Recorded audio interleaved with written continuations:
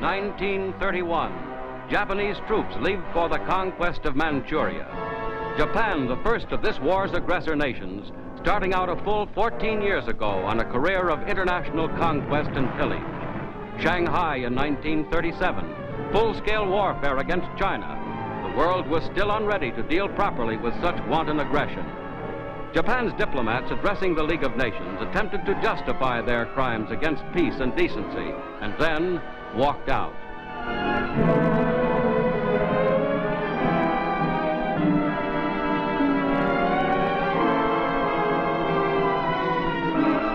The long series of brutal attacks upon an unprepared neighbor continued.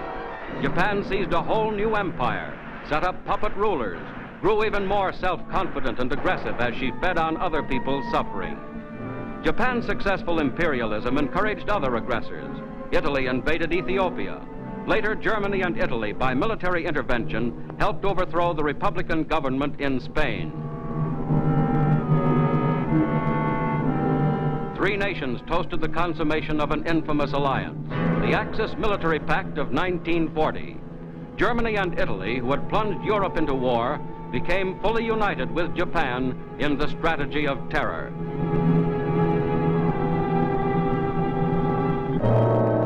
And through it all, bleeding, pillaged China continued as the scene of misery and death.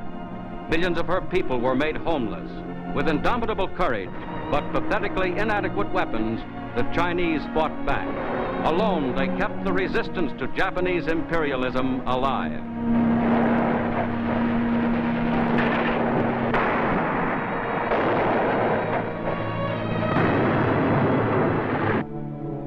Kurosu and Nomura, Japanese envoys to the United States, described themselves as missionaries of friendship and peace. While they were still negotiating, their countrymen struck a savage blow unparalleled in infamy. Pearl Harbor, December the 7th, 1941.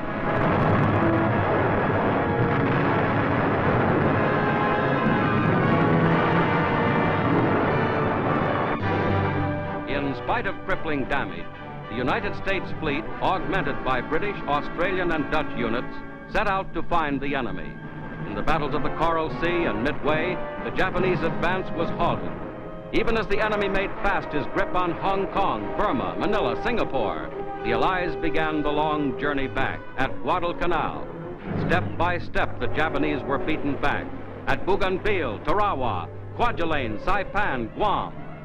In the Philippines, under Japanese rule, Allied prisoners had been subjected to indescribable suffering.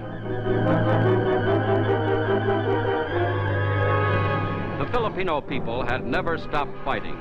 Douglas MacArthur had promised them, "I shall return," and return he did.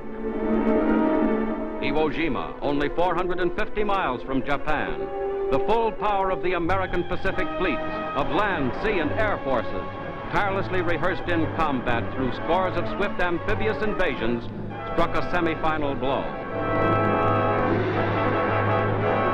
The Japanese dead ran into the hundreds of thousands, and once again, a flag of liberty was dramatically run up. Under General Buckner, who gave his life there, combined American forces fought the long and costly campaign for Okinawa in the Ryukyus, at the very doorstep of Japan. It was Japan's final hour, and in incredibly furious combat, enemy soldiers had to be destroyed cave by cave and one by one. But finally, their morale cracked open by American power, the first masses of Japanese soldiers began to give up voluntarily. Japan's fanatical suicide corps, in desperation air attacks, inflicted heavy damage on American naval forces off Okinawa. This was kamikaze. It was sensational, but it could never stop the Allied advance.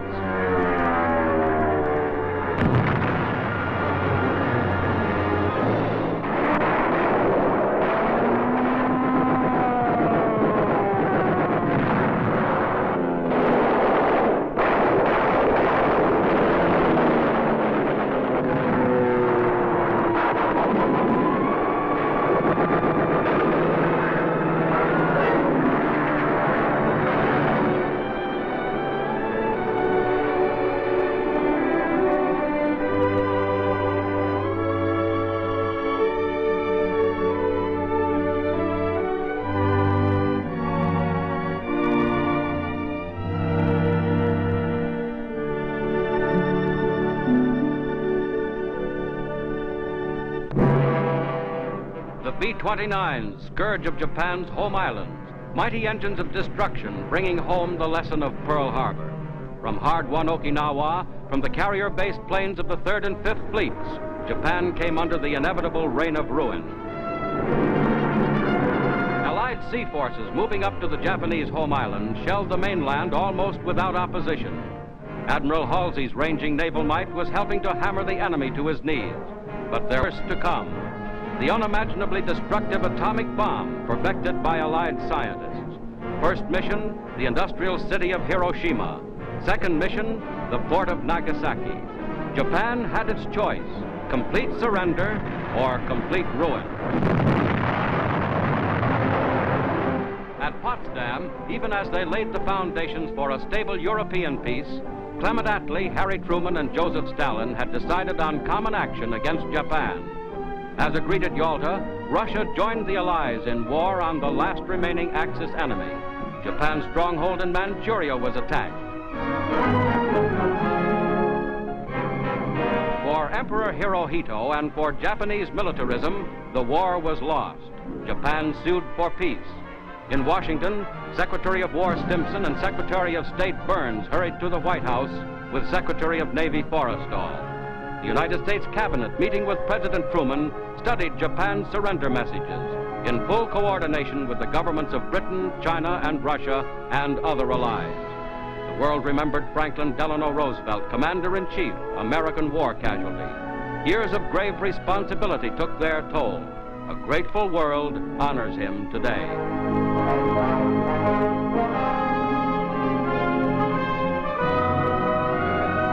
Douglas MacArthur, leader of Pacific armies, now named Supreme Allied Commander in Japan. Chiang Kai-shek, leader of fighting China. Chester Nimitz, commander of the mighty Pacific fleets.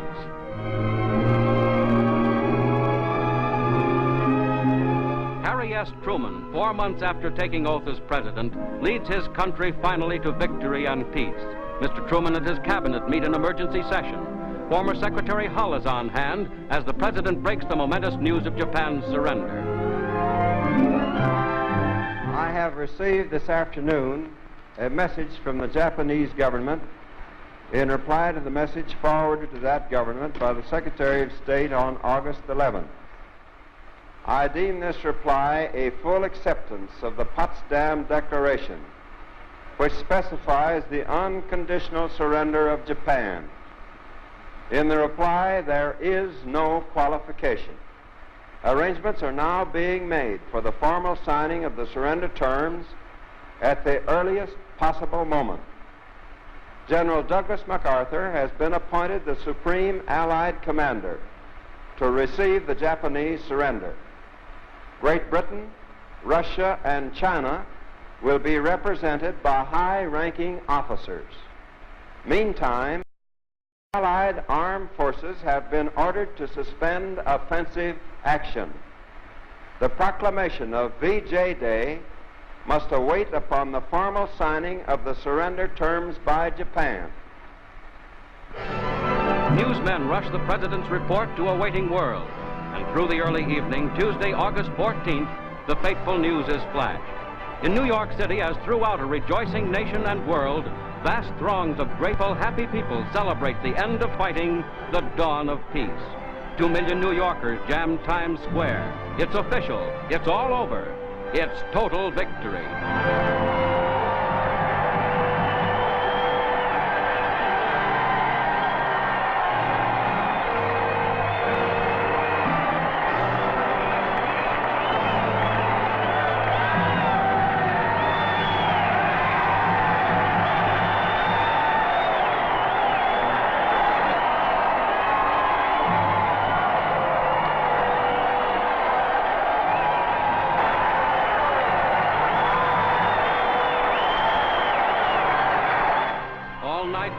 Rejoicing continues. Never before in history has there been greater reason to be thankful for peace. The world's free people are united in their determination that the world's peace shall never be endangered again.